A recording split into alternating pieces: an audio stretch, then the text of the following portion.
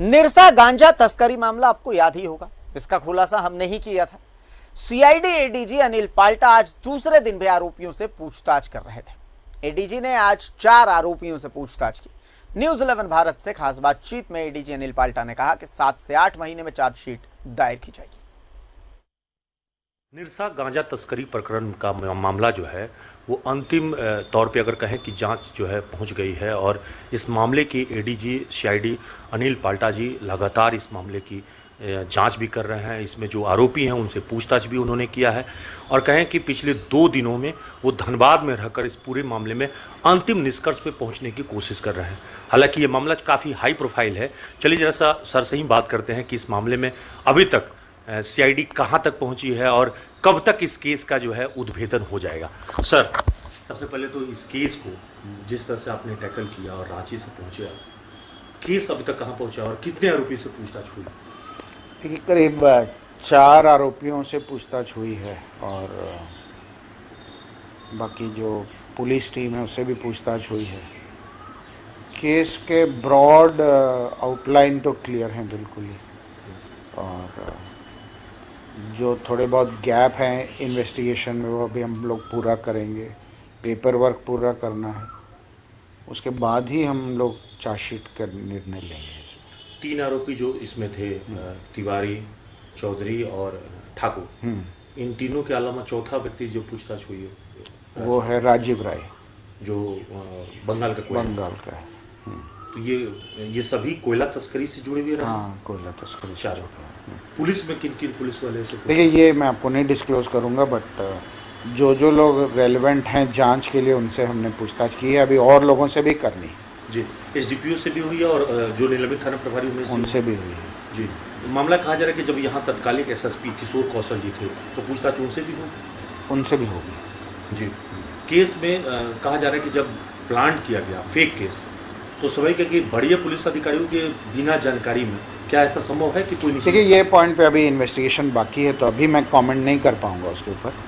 तो अभी जो गैप्स हैं वो भी हम लोग पूरा करेंगे उसको। बंगाल में भी किसी पुलिस पदाधिकारी को फंसाने की बात हो आ रही है, वहाँ भी बंगाल में भी वहाँ के एक पदाधिकारी जांच के दायरे में है।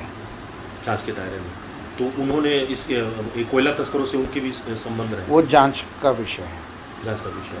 वो जो पीड़िता है जिन्होंने शिकायत किया था, उनसे भी पूछताछ होगी। अभी हुई नहीं है पर होगी। तो चिरंजीत और उनकी पत्नी और भी कई लोग हैं बंगाल में, अभी पूछताछ होगी उनसे। एक बात जो सीआईडी जो पहुंची है कि इसमें पुलिस और कोयला तस्कर दोनों की मिलीभगत आई है सामने।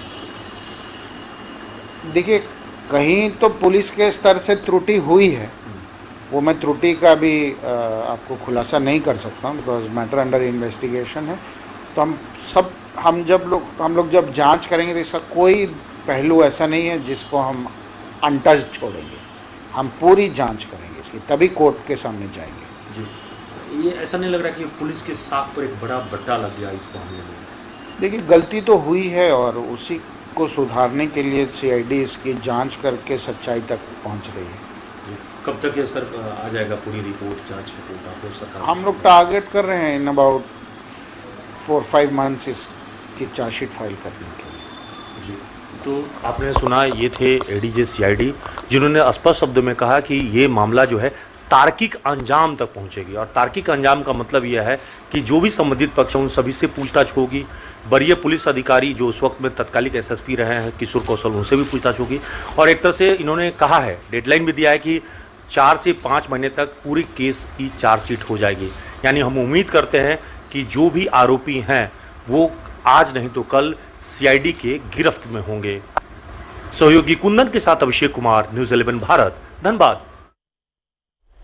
और अब अभिषेक खुद हमारे साथ लाइव जुड़ चुके हैं। धनबाद से सीधा रुख करते हैं अभिषेक का। अभिषेक, बहुत नजदीकी से आपने इसे देखा, 2 दिनों की पूछताछ और बहुत सघन पूछताछ, बहुत गहन पूछताछ, और कई लोग पूछताछ के दायरे में थे। एसडीपीओ तक से पूछताछ हुई, पूर्व थाना प्रभारी जो निलंबित हुए थे उनसे भी पूछताछ हुई और बाकी लोगों से तो पूछताछ हुई ही। और बहुत सही शब्द का इस्तेमाल किया था एडीजी साहब ने कि तार्किक अंजाम तक इस मामले को पहुंचना है और पहुंचना भी चाहिए। अगर आज 2 दिनों के पूछताछ के बाद आपसे पूछें कि आपको इन 2 दिनों में क्या नजर आया, इस केस में क्या कुछ बदलता नजर आया, क्या कहें अभिषेक? देखिए अभिषेक, इस पूरे मामले में हमें जो एडीजी से बातचीत हुई है और जो बातें उन्होंने कहा है, अगर पूरे इंटरव्यू को आप अगर एनालिसिस करेंगे तो 2-3 बातें बहुत स्पष्ट शब्दों में कहा कि वो किसी को फंसाएंगे नहीं और जो बेकसूर हैं वो इस मामले में उनको कहीं से कोई सजा नहीं होगी, लेकिन जो कसूरवार हैं वो बचेंगे नहीं। और सबसे बड़ी बात जो उन्होंने कहा है कि वो बहुत सारी मार्केबल बात कहा।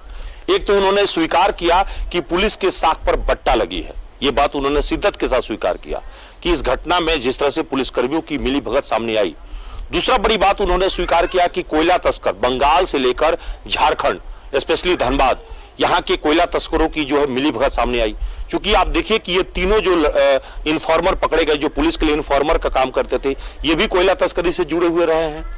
और जो राजीव राय नाम के व्यक्ति को, जो बंगाल के कोयला तस्कर को पुलिस हिरासत में भी रखा गया है, अब देखना होगा कि पुलिस उससे गिरफ्तारी दिखाती है या कल तक क्या होता है, लेकिन आज तक वो अभी भी पुलिस की हिरासत में है। और हमारी जानकारी में आज उसे पीओ पे ले जाया गया था निरसा में, जहां पे ये घटना को, वारदात को अंजाम दी गई थी। वहां पे पूरे देखने की कोशिश की गई है कि कैसे वहां पे ये पूरे मामले को अंजाम दी गई थी। तो एक तो ये है, ये तीनों आरोपी का जो 48 घंटे का जो समय है, तीनों आरोपी आपको पता होगा कि रवि ठाकुर, नीरज तिवारी और सुनील चौधरी उर्फ सुनील पासी, ये तीनों की रिमांड अवधि कल जाके दिन में जो है 11 बजे पूरी होगी। मतलब अभी भी कस्टडी आवर जो है वो पुलिस के पास है। तो इस तरह से पूछताछ जो है करीब करीब अनिल पाल्टा जी ने खुद तौर पे अगर कहें तो पूछताछ पूरी कर लिया है। इसमें जो एसडीपीओ कुशवाहा जी से पूछताछ हो चुकी है, पूर्व निलंबित थाना प्रभारी उमेश जी से भी पूछताछ हो चुकी है। तो उन्होंने कहा कि अब इस मामले में पूछताछ बचा कौन है, तो एसएसपी किशोर कौशल के बारे में उन्होंने स्पष्ट शब्दों में कहा कि अब उनसे भी पूछताछ होगी, यानी जांच के वो भी दायरे में है। एक बड़ी बात उन्होंने ये कहा। दूसरी बड़ी बात यह है कि एडीजे खुद इस मामले की जांच करने आए हैं। इसका मतलब है कि चूंकि आईपीएस लेवल का मामला है और इसमें जो जांच अधिकारी अभिषेक जो बनाए गए हैं वो डीएसपी स्तर के अधिकारी हैं, तो भला डीएसपी जो है आईपीएस अधिकारी से पूछताछ कैसे करेगा। तो इसीलिए हमको लगता है कि इस पूरे मामले को खुद जो है एडीजे अपने स्तर से पूछताछ कर रहे हैं और ये बड़ी बात है, क्योंकि उनका आना इस पूरे मामले में खुद पूछताछ करना इसकी गंभीरता को बताता है कि वो तार्किक दृष्टिकोण से इस पूरे मामले को देख रहे हैं। दूसरी बात उन्होंने स्वीकार किया कि इसमें कोयला तस्करों की मिलीभगत, और ये बात सामने आई भी है कि कोयला तस्करों ने पूरे मामले में फाइनेंशियल सपोर्ट किया है, पूरे मामले को इंतजामात किया है और उनकी अपने क्या फायदे रहे वो साफ तौर पर दिख रहा है। पुलिसकर्मियों ने भी पूरा साथ दिया है। तो ऐसा लगता है कि कोयला तस्करों और पुलिसकर्मियों की मिलीजुली ये पूरे साठगांठ से इस पूरे फेक केस को अंजाम दिया गया।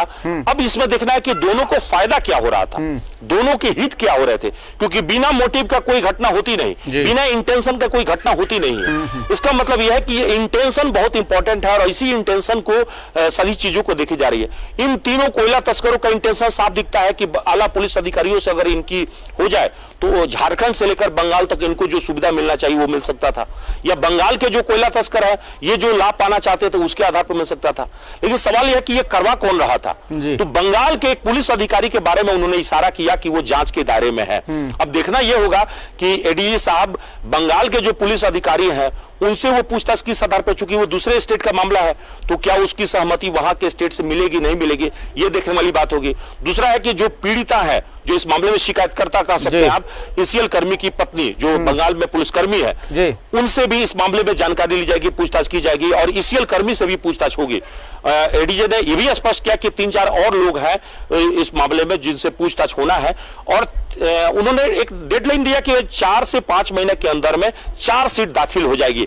उससे पहले ये पूरे मामले में कहें तो अभी तक जो जांच में सीआईडी जो है 90% के जो है कंक्लूजन पर पहुंच चुकी है। ये 10% जो बचा हुआ है वो सिर्फ कुछ लोग और जो बचे कुछ किरदार हैं उनसे पूछताछ हो जाए तो संभवतः कहानी जो है वो पूरी प्लॉट, चूंकि वो सारे कड़ियां मिल चुकी है, किसके लिए ये काम किया गया था, किसने अंजाम दिलवाया था, इस पे केस में फाइनेंशियल सपोर्ट किसने किया था, ये गांजा कौन लाया था, किसके कहने पर लाया था, किसका इसमें हित सद रहा था। तो ये झारखंड के बड़े स्तर के पुलिस अधिकारियों की मिलीभगत इसमें सामने जो आई, या फिर अगर कहें कि बंगाल के पुलिसकर्मियों का जो और झारखंड के पुलिसकर्मियों का जो साठगांठ सामने आई, ये बड़ी बात है। और देखिए एक बात अभिषेक जान लीजिए, बहुत गंभीर बात है पुलिस के लिए भी क्योंकि मुंडको उपनिषद का जो वाक्य है, सत्यमेव जयते, सत्य की विजय होती है, और इसीलिए सत्य कभी पराजित नहीं हो सकता, वो थोड़ी देर के लिए परेशान हो सकता है।